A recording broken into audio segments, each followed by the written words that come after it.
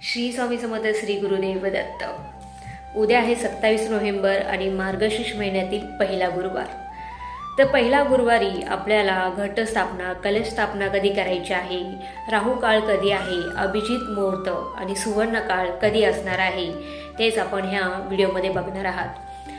लक्ष्मी पूजनासाठी मार्गशीर्षमध्ये माता लक्ष्मी मातेची पूजा आपण करतो, पण ती पूजा करताना सगळ्यात महत्त्वाचा काळ कोणता आहे तेही तेवढंच महत्त्वाचं आहे, कारण आपली पूजा मग व्यर्थ जाऊ शकते. तर त्याच्यासाठी आपल्याला राहू काळ जो आहे तो असणार आहे दुपारी 1:28 ते 2:45. ह्या वेळेमध्ये तुम्हाला पूजा करायची नाही आहे किंवा घटस्थापनाही करायची नाही आहे.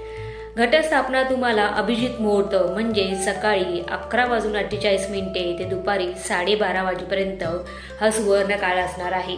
पण दुपारच्या वेळेस खूप लोकांना जमत नाही, तर त्यावेळेस महिलांनी काय करावं, संध्याकाळचा मुहूर्त आहे 4:38 ते सायंकाळी 6:34 ह्या वेळेमध्ये तुम्हाला घटस्थापना करायची आहे, पूजा करायची आहे आणि विधिवत जशी मार्गशीर्ष महिन्याची पूजा असते तशी पूजा करून घ्यायची आहे. पण या दिवशी तुम्हाला माता लक्ष्मीला तांदळाच्या खिरेचा नैवेद्य मात्र दाखवायचा आहे, तो विसरू नका.